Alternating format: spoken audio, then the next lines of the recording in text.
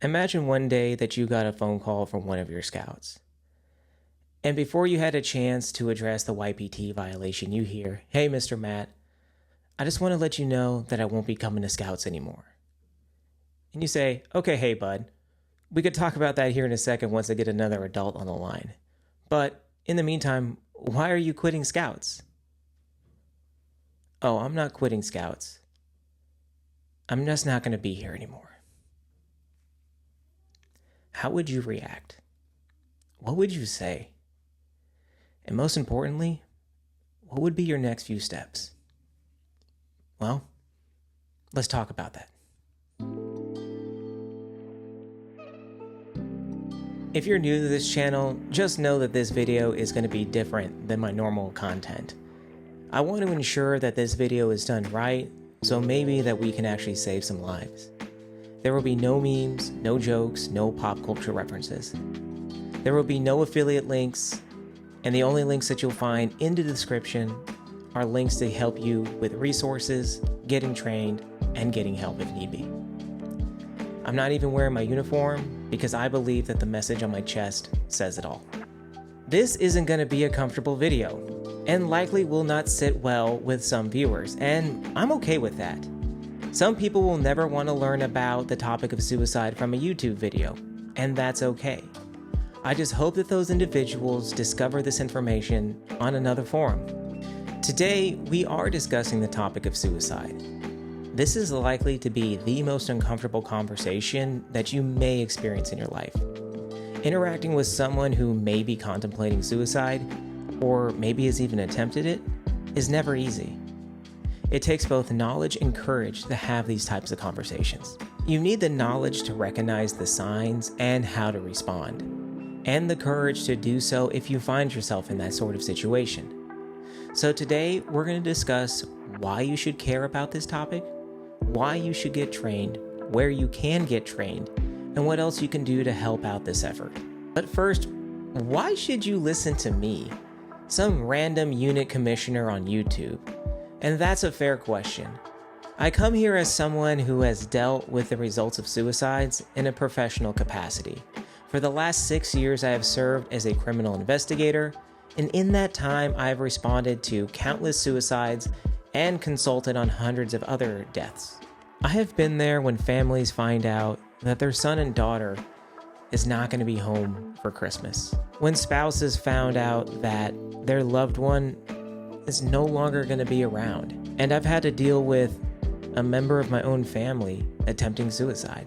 However, even with that firsthand knowledge, I've only mostly dealt with adults. And youth mental health is a completely different topic.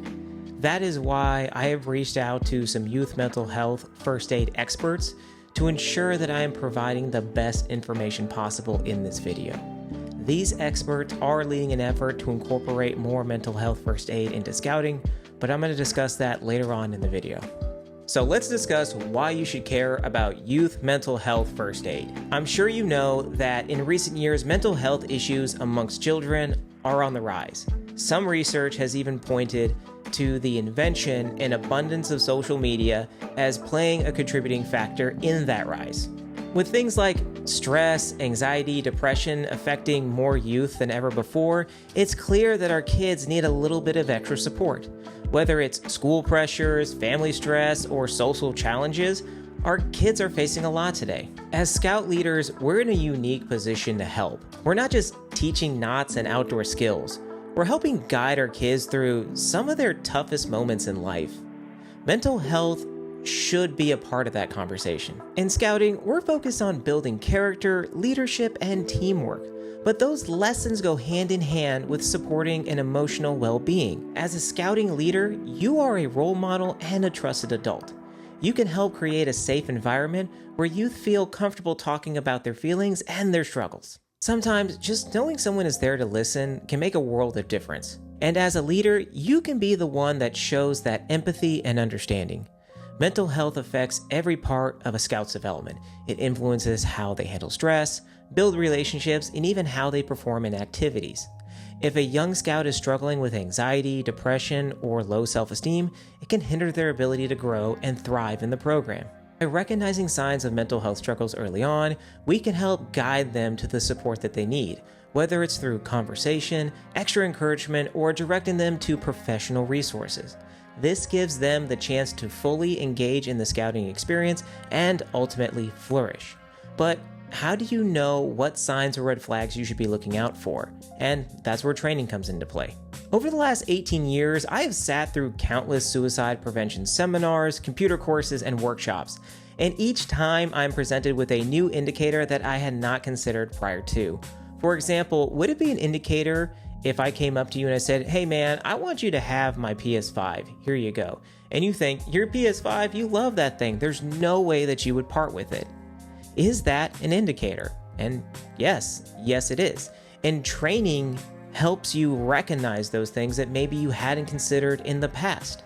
Now, going back to that PS5 scenario, yes, that can be an indicator, and I have seen suicide investigations where the individual started happily giving their stuff away towards the end. They felt the light at the end of the tunnel, and they wanted to make sure that all their stuff went to the people that they wanted it to. But what are some of the most common indicators that you as a parent, adult leader, should be looking out for? Now, disclosure, I'm going to give some common indicators. However, this is just a small portion and it does not include everything that is a possible indicator. And this is not meant to replace the training or certifications that I'm going to talk about later on. I am simply trying to inspire you to consider these longer courses and maybe give you a little bit of advice in the meantime until you can complete those courses. So what are some of the most common indicators that are out there? And the first one is going to be talking about it, just outright saying that they want to die, feeling a sense of guilt or shame for something they may or may not have done or accomplished, or feeling like they're a burden on others, just simply saying, "Hey, I just want to go to sleep and not wake up." That is an indicator that you should take seriously.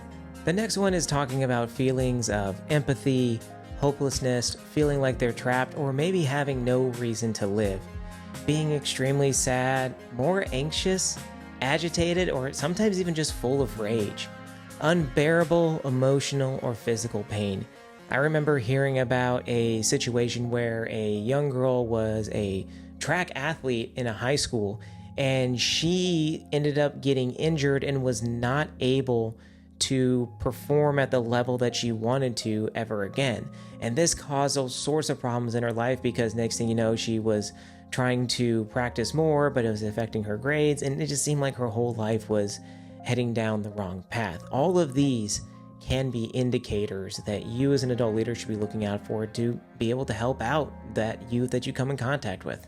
The final kind of category is changing behavior, such as making a plan or researching ways to die, withdrawing from friends and family, saying goodbye, giving away important items like I talked about earlier, or even making a will. Taking dangerous risks such as driving extremely fast, displaying extreme mood swings, and or eating or sleeping more or less than the person normally does. This is not an all-inclusive list as I talked about earlier. It is meant to give you a sampling to kind of hold you over until you can get the professional training. Also, if you don't hear this in any other forum, sometimes there are no indicators. Sometimes the reason that individual made that decision goes with them and we'll never know. What we do know is that training can help mitigate these events from occurring. But where can you, as a scouting leader or a parent, get that training? There are a few places that you can go to get training on youth mental health first aid. As of right now, Scouting America does not have a nationwide training or certification program. If you go to the Scouting America website, you can find a psychological first aid section and the Scouting Safely tab. However, there is no formal certification or training, as I said. I even checked in the training.scouting.org to see if there was anything, but I couldn't find it. It may be in some of the computer-based trainings, like in a module or something like that. However, I really think that it should be its own standalone course and maybe a requirement similar to YPT. Now, point of clarification before we move on, I am not implying that Scouting America does not care about mental health. They care very, very much. I am simply pointing out that there is not a Scouting America branded certification as of the publishing of this video. However, if you do go back to the psychological first aid section, at the bottom is a link to the Youth Mental Health website. That website provides you with training opportunities in your area. It's just not a Scouting America branded certification. If you are seeking a certification, look to your local council or district. Here in the National Capital Area Council, there is a mental health first aid certification floating around. It is an 8-hour-long course specifically covering youth mental health first aid. During my recent University of Scouting and Commissioners College, there were some individuals walking around with this patch here. This patch denotes that individual has received the National Capital Area Council Youth Mental Health First Aid Certification and is an invaluable resource to their district and the others that they come in contact with. Now, I want to be very clear on this.